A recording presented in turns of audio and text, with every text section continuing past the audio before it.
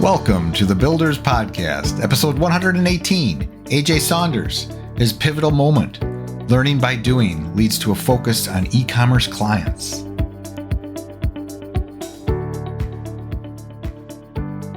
Before we jump into this episode, please subscribe to this podcast, hit that notification bell if you're on YouTube, and after a listen, please give us a thumbs up, like, and share, if we've earned it. With your help, we can reach more people and deliver these valuable from the trenches lessons to those that need it. Enjoy the episode.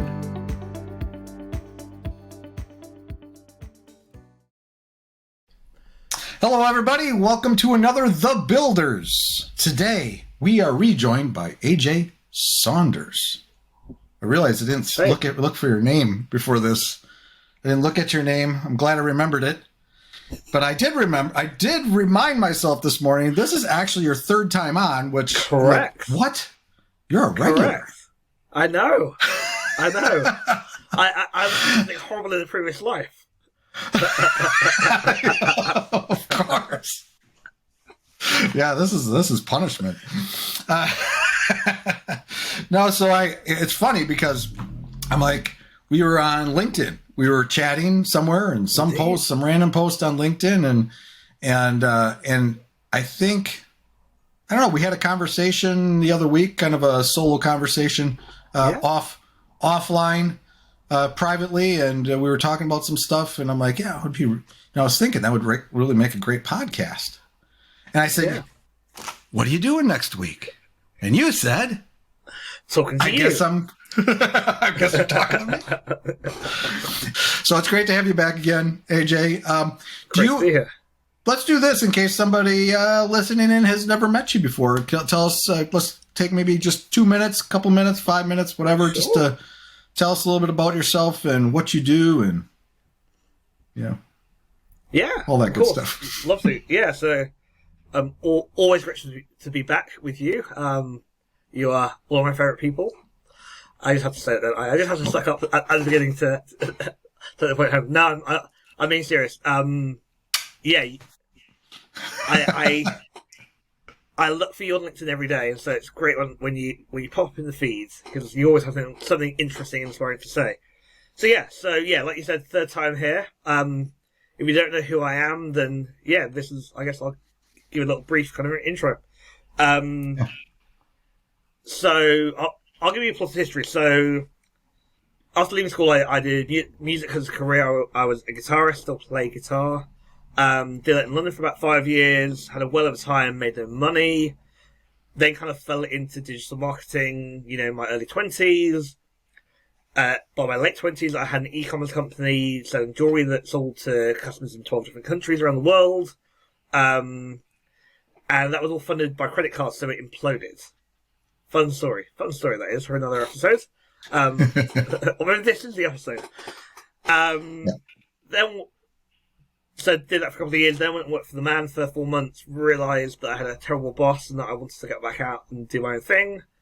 So started some affiliate sites. Then about 2 years ago, somebody said to me, about 18 months, 2 years ago, somebody said, "Well, you should really be doing consulting." And I was like, and her being a personal development coach, she said, "Can we talk about that?"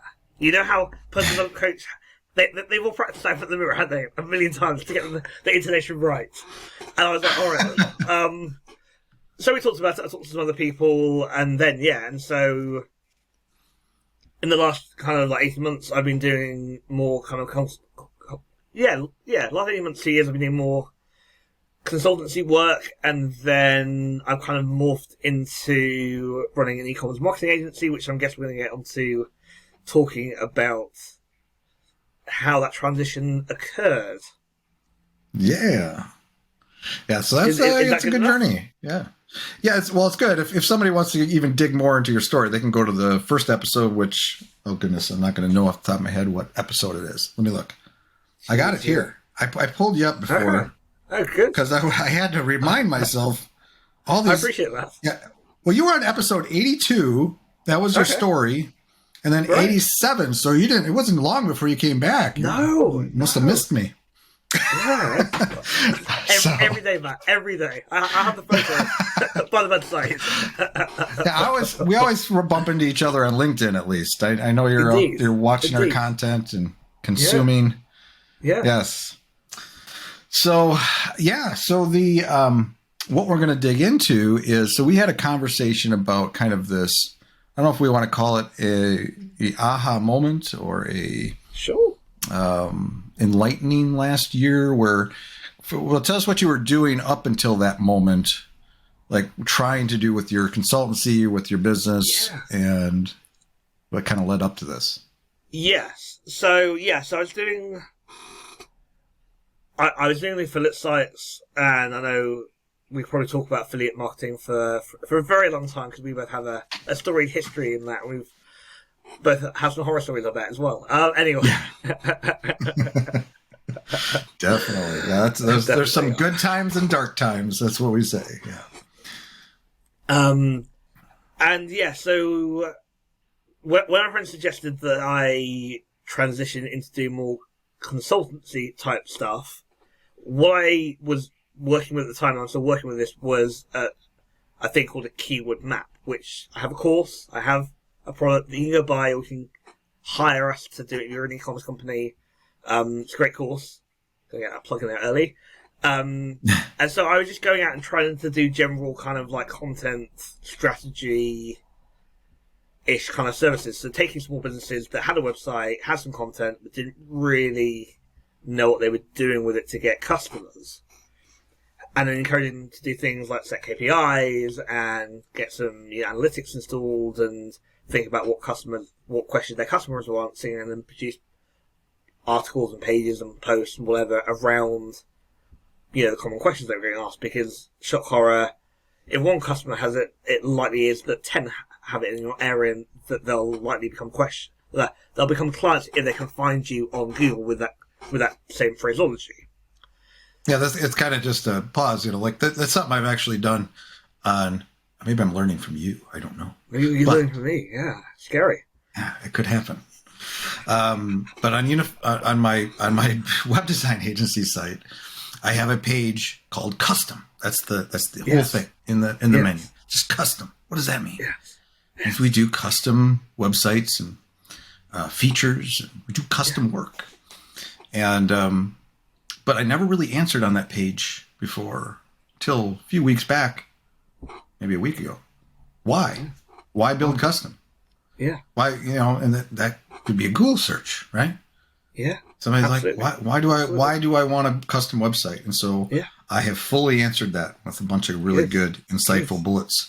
You're the sun. Are you okay? I know, I'm just going to grab a curtain so you can. That's better. Holy moly! I looked over at you and I thought okay, all right. Well, the good people on audio would never have seen him. He was lit up like the sun had just entered his room. Indeed. I'm going to burst into it's flame. It's the 5 minutes of sun we get this month here in the UK, so we're don't get much sun there. Plenty of rain, plenty of misery, very little sun. Anyway, yeah. Okay, sorry. Okay, so back to your story. You're doing, you're advising people to do these things and helping them with that. Yeah. Because as you all know, one of the easiest things that you can do as a business owner to get more leads or more traffic is actually have a good optimized website, because a lot of your competition won't. So if you think about the local garage that you go get your car all changed, or tyres changed, or whatever, right, exhaust problems fixed, a lot of them probably have a website. A lot of them probably have very little content or understand why they should be having content on there. So in that vertical, you can win very, very easily and very, very quickly, because you can excel at something that other people aren't willing to do, right? It's less so with the businesses that we're in, because obviously there are lots of marketing agencies, there are lots of web design agencies, and therefore you're hoping to create a more kind of branded effect where people are drawn towards how you speak and how you help their particular type of problem and what you understand about their particular problem. So I started doing that. I had a good couple of clients do that. And And then last year, I looked at thinking about how to scale. As I've said in the past, one of my goals is to move to Monaco. I need €500,000 to do that, to get residency. And so I need to scale something pretty quickly to get to that point to then be able to hand over that money to get put it in a bank account so that you can actually get residency. What do you need that money for? So I want to move to Monaco, which South France, very hot, very nice. Tax haven. That's not one of the reasons I want to be there. So, okay, I'll backtrack slightly. Yeah, tell me a little bit about this, because I don't remember this story. Okay. So, I went to Monaco in my late 20s. I absolutely fell in love with it. It's 2 square miles, so it's half Central Park. In New York. Half the Southern Central Park. But basically, it's hot all year round. It's a police state, so there's little no crime. It's a monarchy, which being British, I have to live in the monarchy. Most of the people there that are entrepreneurial or run businesses or have run businesses or have, run a business and then sold up and then retired there. So it's very entrepreneurial. There's lots of great art, music, culture, history. And because it's an independent country, it's not part of the EU or part of NATO, but it is part of both of them through its association with France, it being so small. And only 38695, I think, people live there, around that kind of figure. So it's it's under 40,000 people, you can imagine, and that's, to the average American saying a city-state with under 40,000 people, they're like, that's Buffalo, isn't it? Yeah, that's pretty small. It's pretty small. That's like a stadium, right? You could fill a stadium with 40,000 people. Pretty much, yeah. But because it's an independent country, they have their own residency quirks and criteria. So one of them is you have to open a bank account with $500,000, and it has to be on block, so you can't touch that $500,000. You then have to have like a sufficient income. You have to prove that you've rented somewhere or bought somewhere to live that's adequate. You then have to have no police records. So I haven't done any crime as well. I haven't stay done out of trouble. Found out about. They fall out about, yeah. Exactly. You're just really good at what you do. You never get caught. Yeah. Well. Well, this is recorded. We probably shouldn't say anything else. Okay, I don't want to interrupt. The only thing I can say about that is a lot of these mob figures think that they're amazing, and they end up getting shoved behind bars. So they're not they're not as good as they think they are. I'm sure Al Chapman would have a book or two to say about that, wouldn't he? But anyway, yeah. Anyway, there's a lot of good criteria there. So this is a pretty big goal for you to. So this is part of that goal. You want to do this. Yeah. This is your vision, your dream. My vision. Yeah. And so awesome. so it's not something that's going to happen overnight, but it's also something that is going to require a very large fulcrum to be able to wedge up, right? Yeah. And so last year I was like, can I do half of my life doing affiliate stuff, which I enjoy, and building up websites to then either sell or to have as just income generating, and we can get onto that. And then can I do some more agency type stuff on the other side where I can do something where I'm building cash flow that then can help me, either go bigger or can help me invest in other assets that can help me achieve the goal. So that was the thinking behind last year. So the thinking behind last year was you needed to figure out how to scale up, and yeah, basically, yeah. And so the first market I went into was coaches, because I had some success with a coaching client of mine, and I quickly realized coaches are lovely people, but they're time rich and cash poor. So it's not a very good market to be in.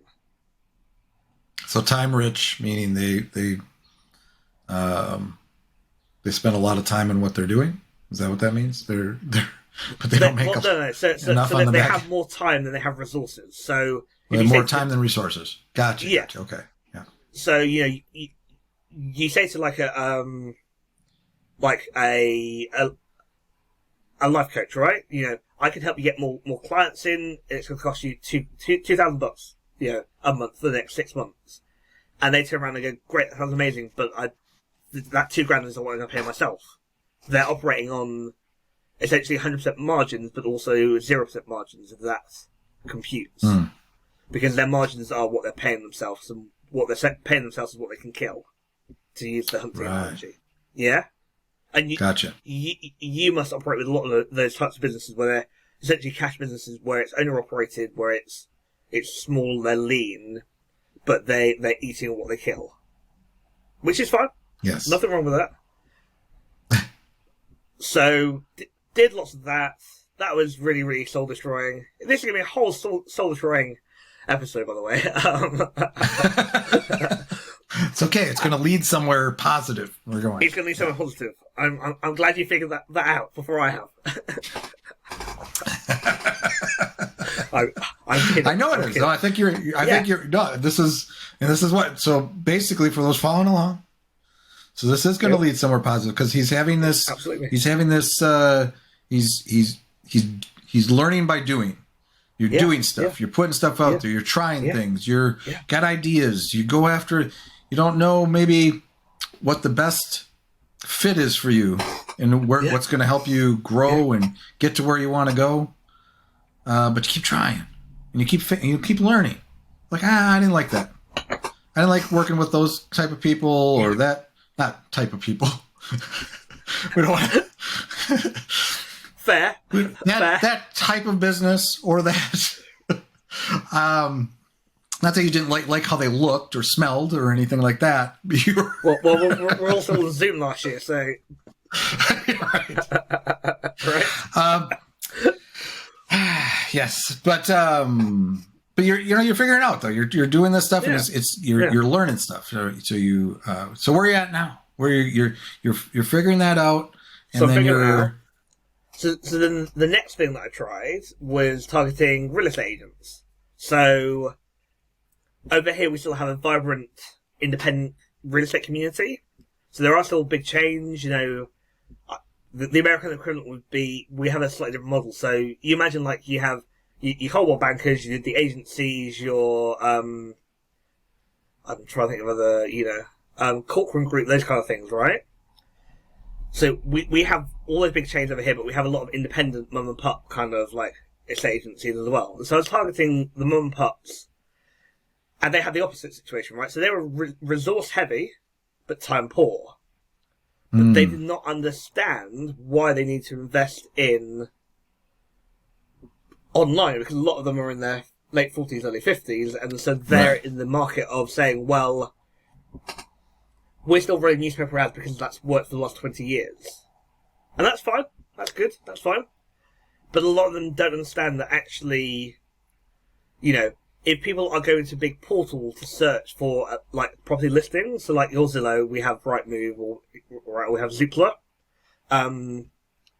That's one level of awareness in if you think of the funnel, right? If you think of marketing funnels, you've got awareness, then intent, and then you're going to buy, and then you're going to be delighted, right? Just to give you the basic kind of funnel.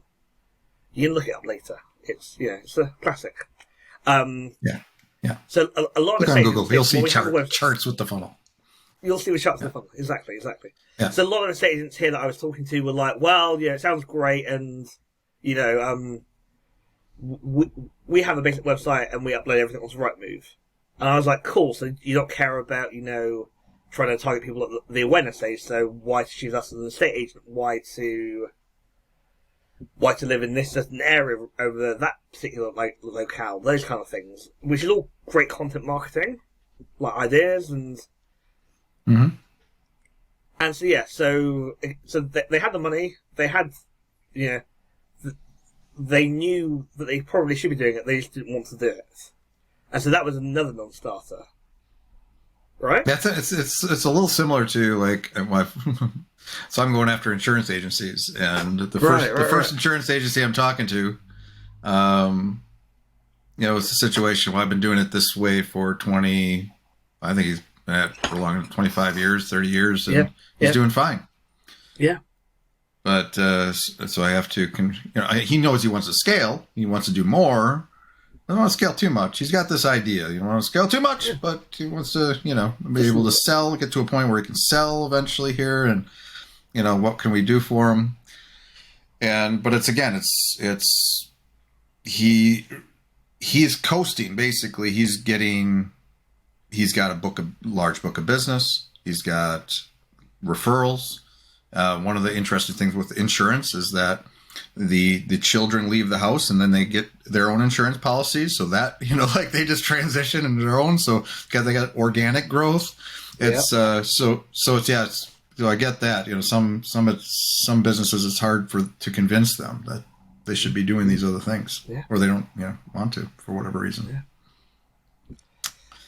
Yeah. So that was a challenge. And a half, trying to convince people that don't want something that they should really want it. I'm hoping mine's an anomaly, and I'll be able to convince them. I gotta get in there. You gotta get in there. I'm a good salesman. Yeah, you are. You done this before. And then June time last year, somebody gave me an e-commerce client of theirs who I don't know how. I think that they just met each other through local networking, and they got on. And she said to my friend Lizzie, you run a marketing firm. We have this e-commerce company that's doing X amount of turnover across 4 stores, and we've got an online web store that is doing very little. Can you help us? And Lizzie said, well, we can, but you should go talk to AJ, because AJ knows what he's talking about with e-commerce, because he's had an e-commerce store, and he's done a lot of this stuff before, and he can come in and he can coach your team. Fine. So got that client, closed that client, and I really felt like I kind of found what I was, good at. Yeah. And we did a lot in the 3-ish months that we worked together. So we did things like putting an SEO plan in place, putting KPIs in place, putting email marketing strategy in place. They made that grand by sending one email, right? Because we actually, right? Because they hadn't sent an email before. They had a great quality size list, and we spent an hour literally just going, okay, here's how to send an email, right? But made it a repeatable process, and then we're both hot on having process documents, making it repeatable, making it sexy and easy. Yeah. And so I did a lot with them on that, and and I just really, really fell into that and absolutely loved it, and then decided that should be where I spend my time and my attention. Interesting. I'm trying to write with my digital pen right now, and it's not working. I got a couple notes, and I'm struggling over here. I don't know if you noticed. Why? Why doesn't this work? Okay, sorry. Don't mean to destroy your whole thing here. No, but this is actually really interesting. I was taking notes because there's a couple things to note here. Number one, you're going into this, you have the e-commerce experience. You've built an e-commerce store. Yeah. That sold to 16, 17 different countries, you said, or something like that. 12, I think. I think it was 12. Yeah, 12. 12. Okay, yeah. So I knew it was in the teens. Yeah. But you've obviously built something. To name them, because I would have no clue. To what? Oh, to name them? Don't ask me to name them. It's random. It's random countries. I don't know. Pretty much. Some small little country in Asia. One small little country over here in South America. Correct. No, but the point is, you have that experience. You've been there. You've done that. You can speak to that. So you can already with talking to e-commerce companies, stores, whatever people.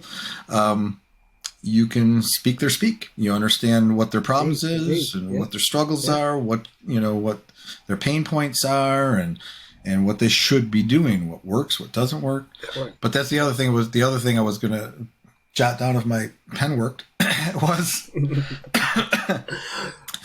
that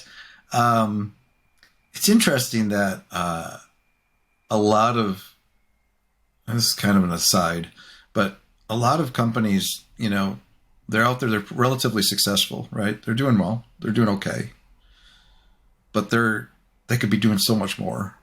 Like you mentioned the email. That's what I was thinking. Like how many companies have email lists or newsletters but really don't know how to do email marketing or how to create an actual email that somebody will read. So there's lots of things you can help people with.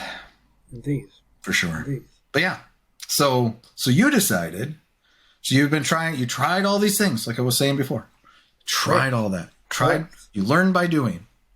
Yeah. And then you're like, wait a minute. So I'm helping this e-commerce store. This feels right. Like you can really help them. Is that the feeling you got? Like when you were kind of helping them, you're like, this makes sense. Yeah, absolutely. Yeah. And then so how did that start to kind of turn in your head? Like, did you start to think, well, maybe I could just, this is my market. This is my vertical or whatever you want to call it. That I go after, just like my clients can be e-commerce stores, and I can really hone a system around that and hone my message. And that's where you landed, right? Yeah, pretty much. So I did. Yeah, so I had this client, and I went and talked to Christina Hooper, which was really instrumental in me changing kind of how I was thinking about not really content marketing, but how I could approach bringing value to the table in terms of like what I was doing. And so the exercise that she worked me through, and this is a great exercise for anyone to try, is imagine you're going to write a book. What are the top 5 problems that you can solve? And then, lay out the problem, lay out the solution. Right? And off the back of that call, I went away and said, right, what products do I have, or what services do I have that I could sell? And what is the pathway for somebody coming in completely utterly cold, not knowing me, not knowing what they're doing, right, to get to that first rung, to get to that first product, then how do I then upsell them onto the second rung, or get them to go through the second rung so that they get some more experience? And so what I've done off the back of that is come up with 30 articles, which I'm finishing 30 at the moment. So 30 will be live by the time we've which is a scary proposition, but anyway. But that has really helped me to distill, although, like, how I can help people and what I think people get wrong, or what people could do better. Probably kind of way of putting things. Mm-hmm. And so that really challenged me to think, like, if you're, I'm going to use your wife as an example, right? Say your wife makes handmade candles, right? Pretty simple, right? And she comes to you and she says, like, I want to start a candle business. I want to reference the 2 Ronnie sketch, but you probably won't get that, so I won't. I'll send it to you later. Have you heard of that? Nah? Okay. I don't know. Okay. The I don't know what you just. That reference. What did you just say? Hilarious. The 2 Ronnies. I don't know. No, okay. Yeah. Fine. Well, we'll put it on the screen later anyway. Or something. Maybe. Yeah.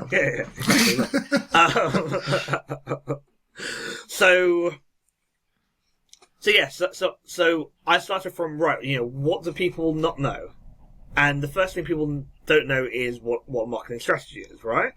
So I wrote a blog post about, or an article about, what is e-commerce marketing strategy?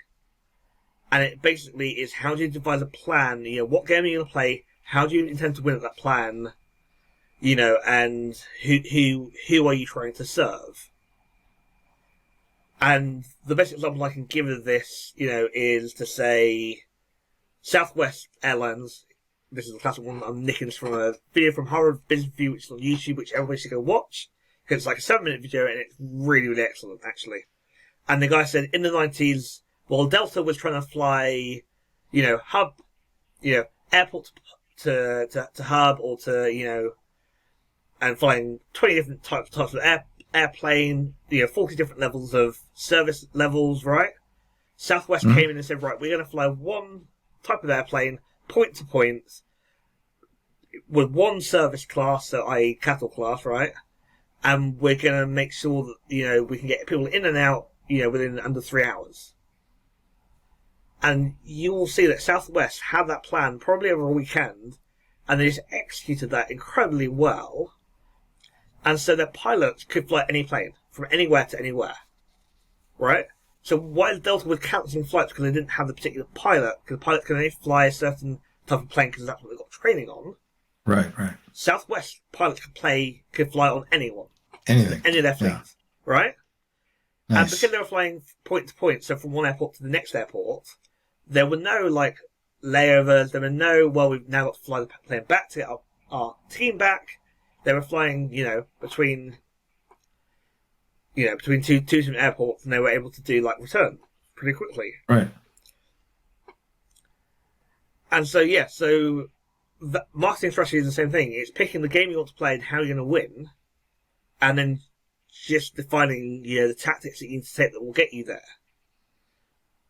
And so, with your wife's candle business, it could be she's going to make the best 6-inch candles, right, or the best 12-inch candles known to man, in 12 different scents, right? Mm-hmm. And she's going to be targeting, religious organisations because that's where she feels some affinity with, right? And that's all she cares about. So she can then build a whole marketing strategy around about, right, so we're going to do mail out to churches, because churches are probably not email savvy, because they probably do have Doris there, who's been the admin administrator for the last 40 years. Right? Yeah. Right. So we're going to do direct mail, that's a good tactic. We might do some emails, so that's also a good tactic. We might go and have a trace all that, churches together, USA Conference 2024 or whatever, right? That kind of thing. But the game they're trying to play, you're not trying to be a mass market candle brand that is competing with, Bed Bath & Beyond is what I would say before yesterday. Well, they went bankrupt yesterday. Bye-bye. Bye-bye, baby. Bye-bye. Yeah, exactly. Or Polyrebarn, I guess, is the product more apt thing. So that to me, is what good strategy is literally just understanding, right, how can you win at what you want to play, and then how can you then be disciplined to stay in your lane.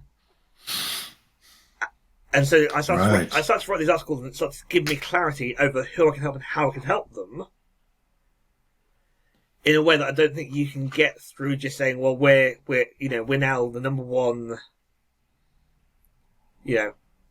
red lava farm in the southwest or the southeast, right? You kind of have to go through that process of kind of figuring out who you can help and how you can help them, or what vertical or what market they're in. And then understanding, where that actually means that you can have your point of reference, but also your point of inflection. Because, I know for somebody like you, for example, if a £10 million enterprise business came to you and said, right, we want an all-seeing, all-dancing website, that's probably far outside your comfort zone, or far outside the zone that you want to operate in, right? Because with a $10 million $10 million business, it's going to be very, very political. You're probably going to have to jump through 8 meetings to get a footer rewritten, or a site-wide link change on the footer.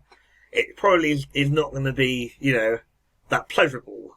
Whereas, if you went down to, say, a $5 million turnover business, right, it may be more palatable because there may be a smaller team. You can go talk to Debbie in accounting and say, right, I want to add a page with your face on it. Can we just go outside and take a quick photo, right? And, so it's a different kind of battle. So I do think, for me, being able to figure out how I can educate people, how I can help people, and what lane they're in, and what problems they have, is far more kind of impactful than anything else that I've done.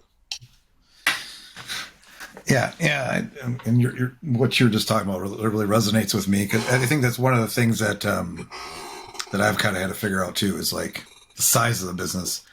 The larger the business is, like you said, there's a lot more bureaucracy, there's a lot more people involved, and there's all these processes, and all these things. Golly, yeah. Well, they have meetings about meetings, don't they?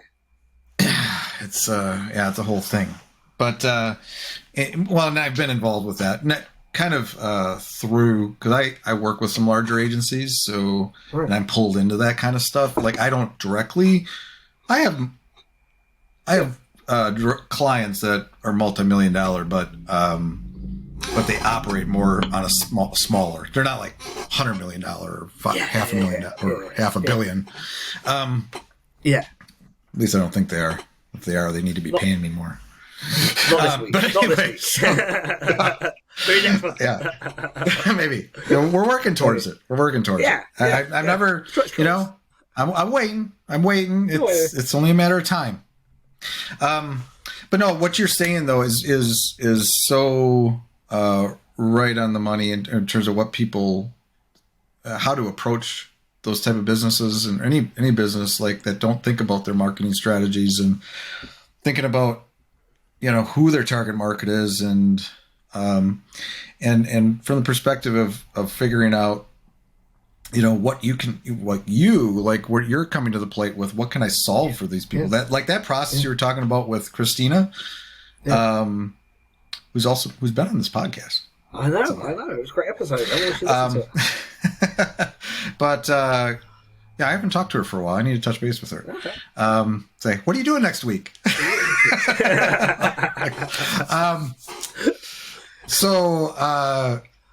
No, but that process of sitting down and I kind of I went through a similar process. Like I always try to relate to what I'm doing with what you're doing or whatever.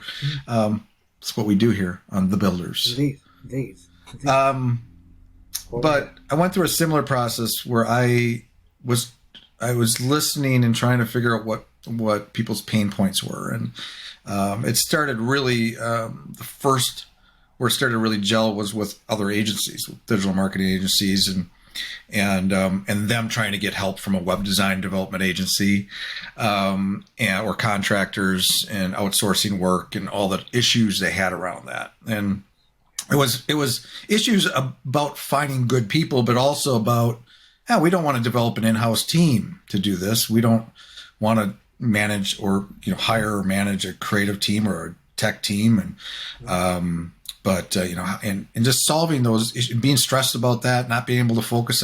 I started to see these patterns as I did more and more stuff, and so that really, and I had kind of my aha moment was like, maybe I should start focusing on agencies and solving these problems. Be that guy that can bring the team and bring the processes and bring everything that will help them, execute on this and not worry about it, be less stressed. And so that was kind of the first thing we figured out. And we figured some other things out along the way. But that allowed, as soon as I defined that, then I could build my own strategy around, okay, now how do I get in front of these people? What, through content, through networking, through all these different efforts. And I think that's probably what, in e-commerce, it's interesting. I mean, I think, I don't know. Do you think like e-commerce stores, it's more difficult for them to think about content and what to, like if they're selling toilet paper or something, like content, or like the marketing strategy in general, like figuring out how to market themselves is.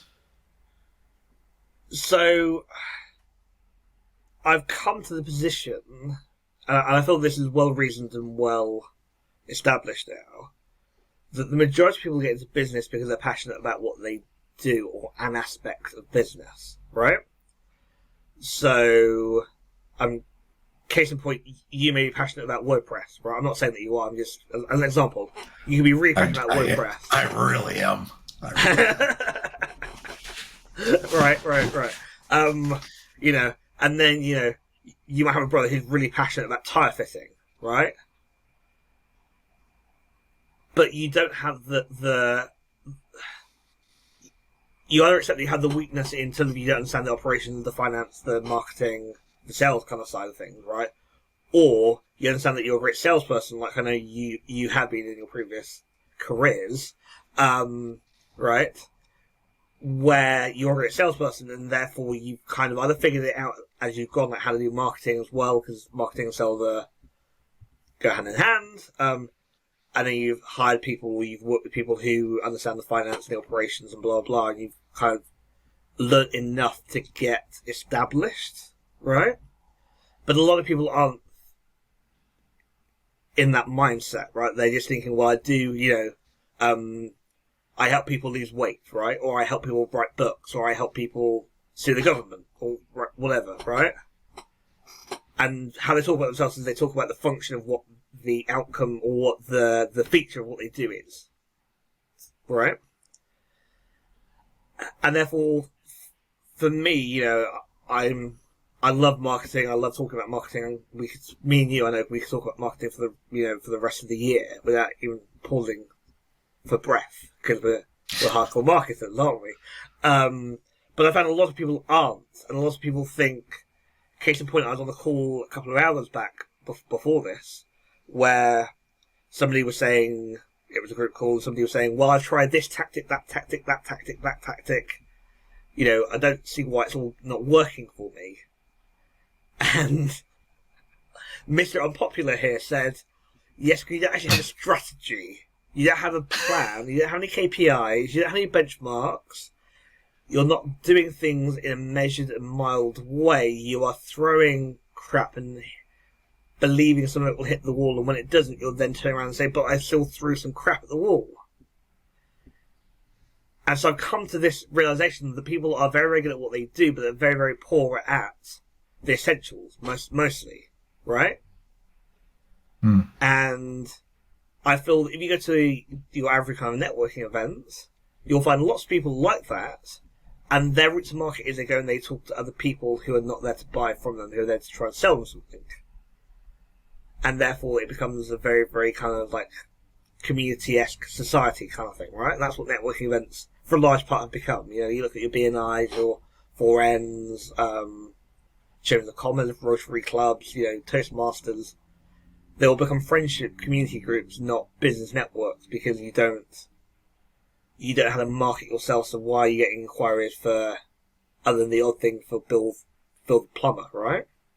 Yeah. And that's not a criticism of networking events or how they're set up, it's just a realization, right? Mm-hmm. And so for me, as somebody that really, really loves marketing and understands marketing better than the average person on the street,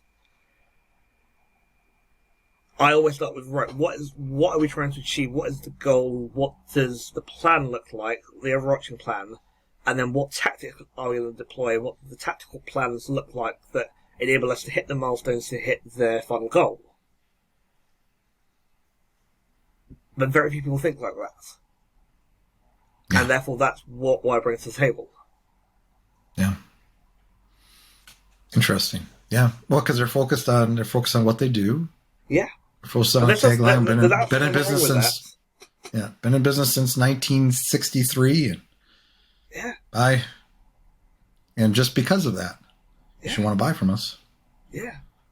We don't know who you are, why you're here, but yeah, for sure. Yeah. Oh,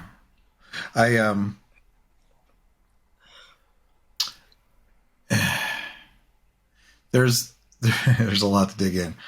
I'm conscious of time because I'm going to try to keep us under 5 hours. Okay. All right. Cool.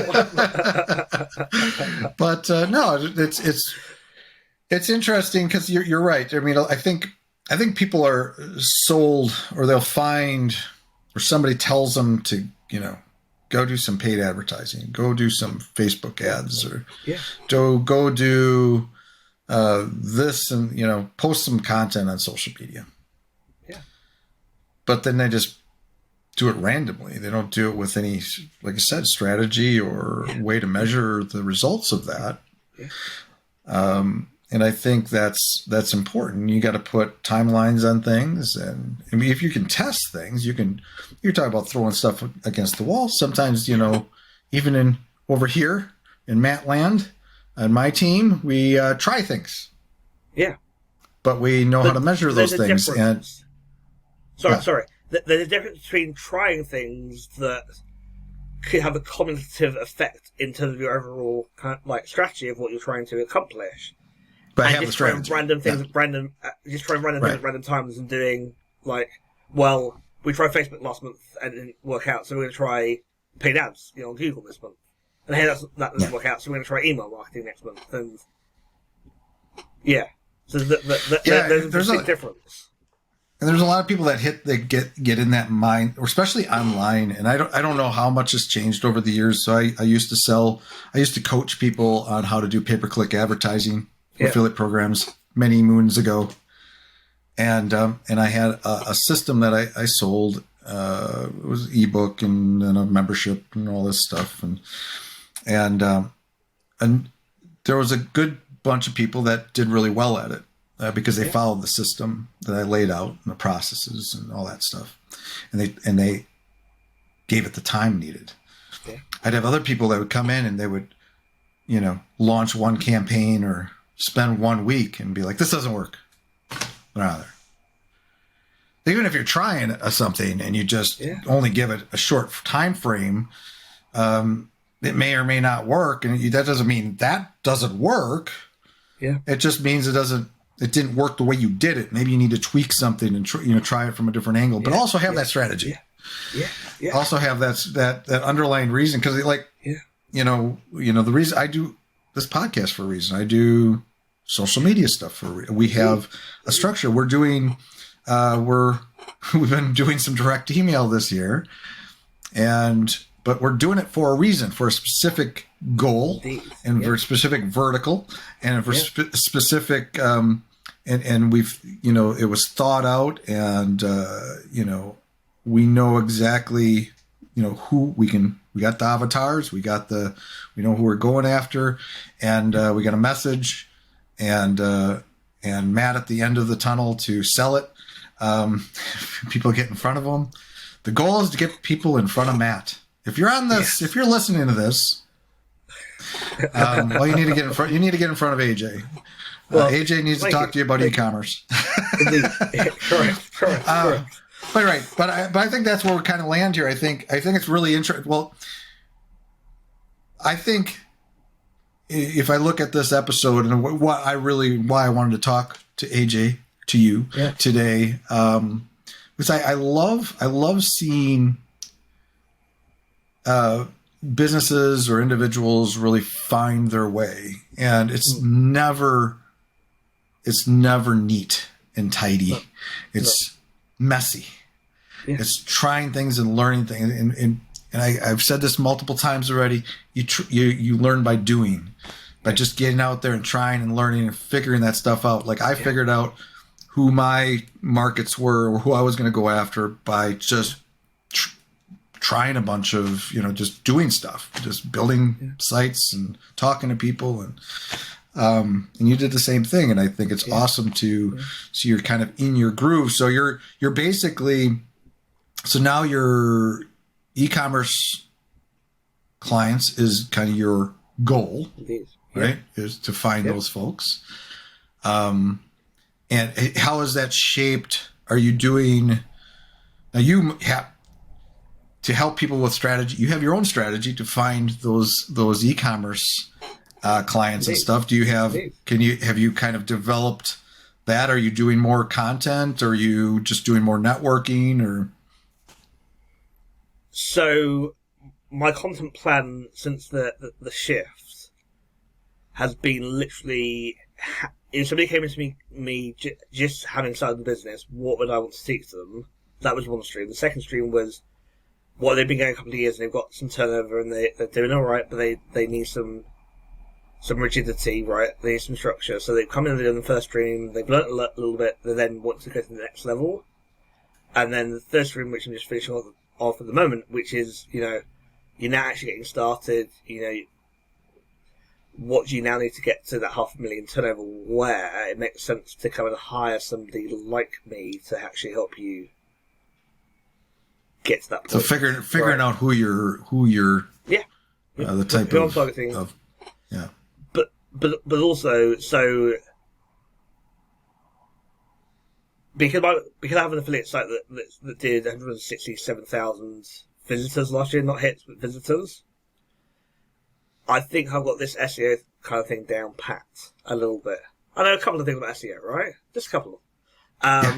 Right? See previous episodes to learn more about what he knows about SEO. Yes, exactly. Well done. So I know that SEO takes a good couple of, a good year to really get cooking. Yeah. And so for me, writing this content, I'll backtrack. So I raised with a client of mine about 6 months ago that they weren't getting any traction with their content, even though their content was really, really great. It's just they're in a vertical that's far too noisy, right? Mm-hmm. And so I had two thoughts on one call with them. As I said, number one, produce anti-content, right, which I'll just briefly explain. So anti-content is, we don't do X. So if you're looking for X, go talk to Y, Z, A, B, C. If you're looking, however, for pink unicorns that dance clockwise, that's what we do, right? Because but you know what? Sorry, that was a terrible example. Yeah, you know what I mean? I get a pink unicorns that what? But you know what I mean? So by providing anti-content, you then can slim down your actual attributable market size to the people that actually are worth having a discovery call with, right? The other thing about like content marketing, for example, and this is what I'm doing, and what I encourage lots of people to do. If you're in a noisy marketplace, so I'm in a really noisy marketplace, you're in a really noisy marketplace, you're doing kind of like most of coaching as well is in quite noisy. You then create content for retention. So you pay, you mainly pay traffic to get people onto the website, or you do networking to get people onto your website or to get people to book calls with you. But then once they're on the site, you then have loads of great content about what you do and how incredible you are. And what you're trying to do with that content is keep them on the site to where they've decided that you are the option, not an option, right? It is you are the tuner in the barrel, and they've got a big bazooka, right? Not you're a tad little goldfish with a bow and arrow, right? Or whatever that is. I'm following you. I'm following you. You're following me. The spear? No, The spear. I mean the pebble and the slingshot. That's it. Oh, okay. Oh, the slingshot. Yeah. Right. Yeah. And so content becomes a retention kind of strategy, or a warming strategy rather than a traffic strategy, right? Mm-hmm.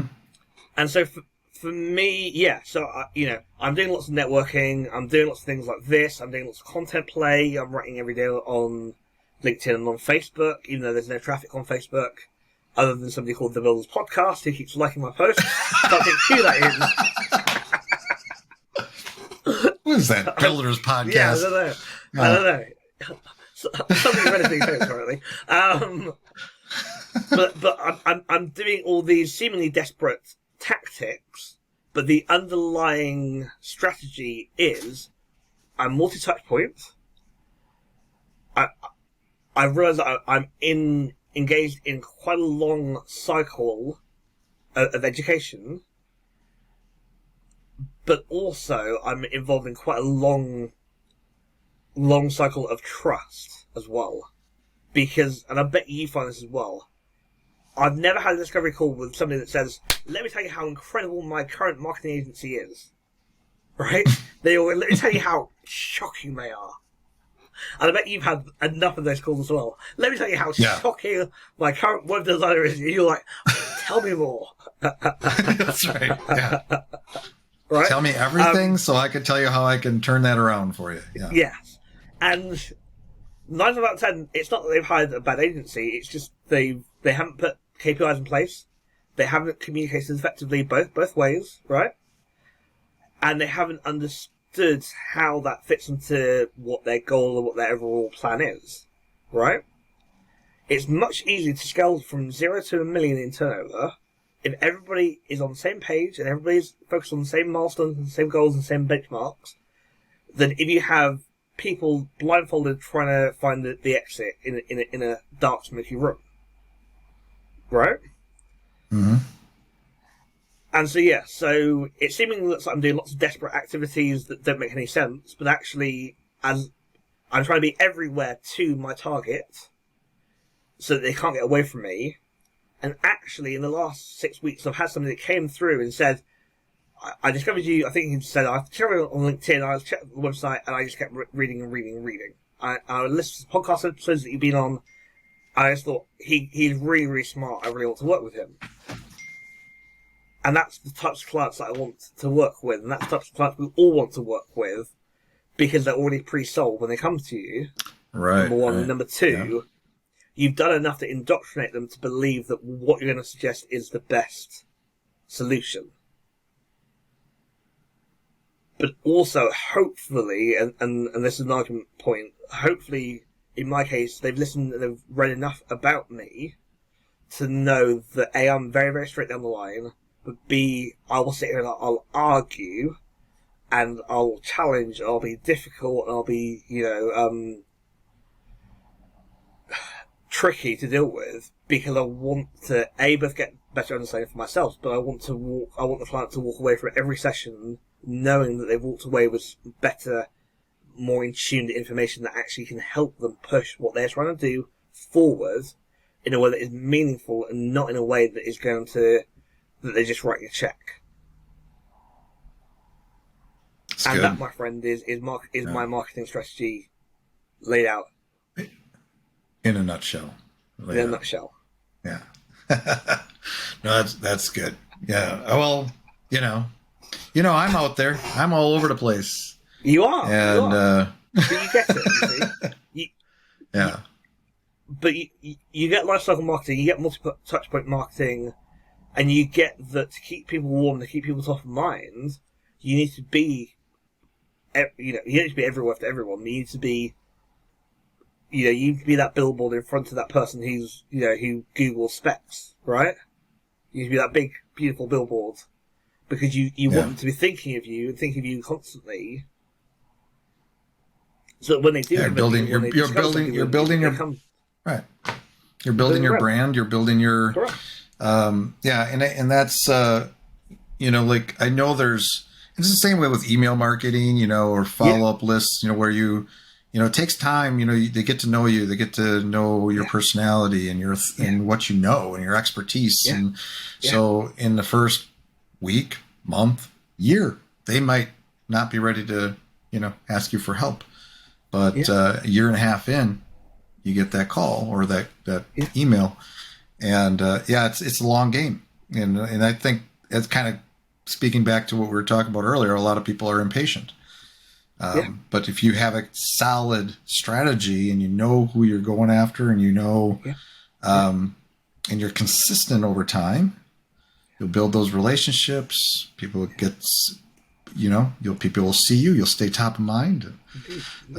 It's all good stuff. So many good lessons in this episode, thank you. Mr. AJ. If somebody does, you're on top of their minds, as we say. Indeed. In this episode, they just listen to all of this and they want to reach out to you. Where do they find you on the World Wide Web? Do you got a website? Do you got your favorite watering hole online that you hang out at? Well, my favorite watering hole is the American Bar at the Café de Paris in Monaco. I can just say that. I can just put that. They'll find you there. Sure. They can find me there. Yeah. Yeah. No. So they can go to ajsdigitalgroup.com. That's the website. There's a great blog on there. I'm not saying that, but it's stuff that I've really researched, really interrogated my own opinions about, and really talked to clients about, and it's things that I felt that when I was starting 7 years ago that the market wasn't there, right? And so I've published lots of content that I feel is really, really helpful. And if you come and read it and you find it helpful, that's absolutely fantastic. Even if you don't buy anything from me, great. I really just want to be as helpful as possible. So the website's ajsdigitalgroup.com. I publish daily on LinkedIn and on Facebook, so I'm just AJ-Saunders-SEO on LinkedIn, or AJS Digital Group.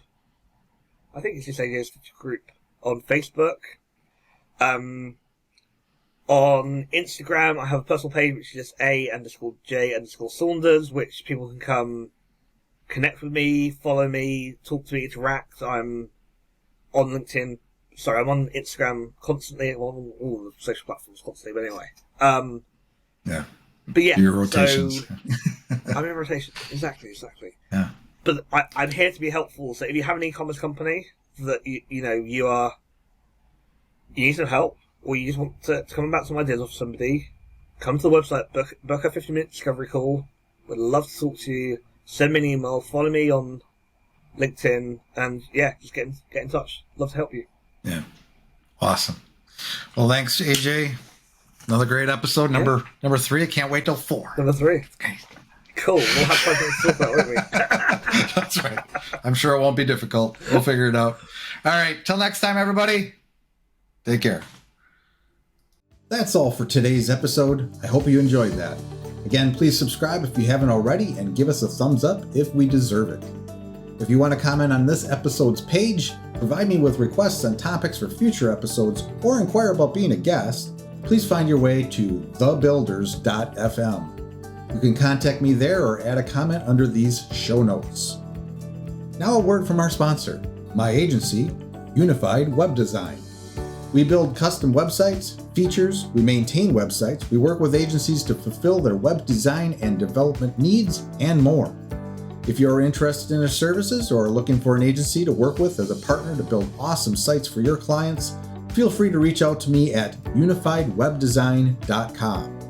There's a handy contact me link at the top. Fill out that form and it will open a ticket, and that ticket will find its way to me.